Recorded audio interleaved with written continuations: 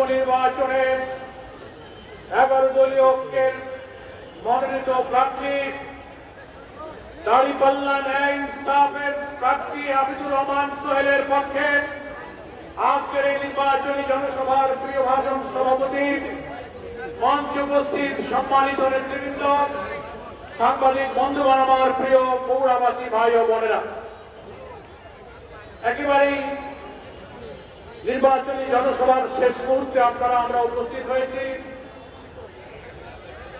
আমি আপনাদের কাছে সর্বপ্রথমে বাংলাদেশ জামাত ইসলামীর সম্মানিত আমির, জাতীয় সংসদে বিরোধী দলীয় নেতা, বৈষম্যহীন একটি মানবিক নতুন বাংলাদেশের স্বপ্ন সারথী ডাক্তার শফিকুর রহমানের পক্ষ থেকে এই বগুড়ার নির্বাচনে বগুড়াবাসী ভোটার ভাই বোনদেরকে তিনি আমার মাধ্যমে আপনাদের প্রতি যে সালাম এবং দোয়া জানিয়েছেন, আজ সকালে তিনি টেলিফোন করে আমাকে আপনাদের এই সালাম শুভেচ্ছা জানিয়ে আগামী নির্বাচনে দাঁড়িপাল্লাকে বিজয়ী করে আবিদুর রহমান সোহেলকে বিজয়ের মালা পরিয়ে পার্লামেন্টে পাঠাতে সবাই রাজি আছেন কিনা সেই প্রতিশ্রুতি আপনারা দেবেন।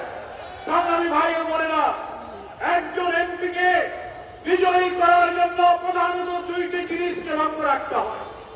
বগুড়াবাসী ভাই বোনেরা, উত্তর জনপদের গেট হয়ে আছে বগুড়া, শিল্প কৃষি সমৃদ্ধ উন্নয়নের অপার সম্ভাবনায় এই বগুড়াকে যদি দুর্নীতিমুক্ত, উন্নয়নের সন্ত্রাস মুক্ত, চাঁদাবাজ মুক্ত একটি মডেল বগুড়া যদি করতে হয়, সব নেতৃত্বের কোন বিকল্প নেই।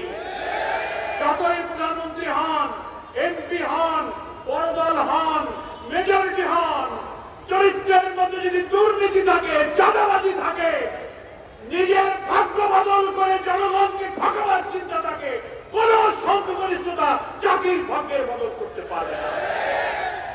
আমাদের এখানে কেন্দ্রীয় অনেক নেতৃবৃন্দ এসেছেন, এনসিপির কেন্দ্রীয় নেতা সার্জিস এসেছে, ডাক্তার মিঠু এসেছে, জেলা কেন্দ্রের অনেক নেতারা বক্তব্য রেখেছেন।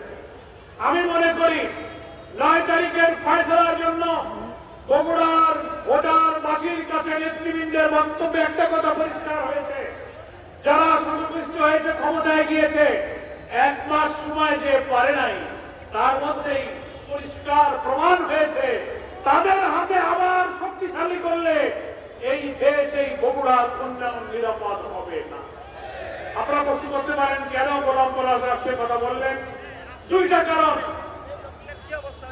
একটা হলো, যিনি এমপি হবেন তিনি পার্লামেন্টে আইন প্রণয়নে ভূমিকা রাখবেন, তাকে সৎ হতে হবে, চরিত্রবান হতে হবে। এলাকার উন্নয়নে হাজার হাজার শত শত কোটি টাকার অনেক কার্যক্রম তার কাছে আসবে। জনগণের সুখে দুঃখে উন্নয়নে রাস্তাঘাট, শিক্ষা প্রতিষ্ঠান, শিক্ষা সেবা, স্বাস্থ্য সেবায়, দুর্যোগ দুর্ঘটনার পাশে দাঁড়াতে হবে।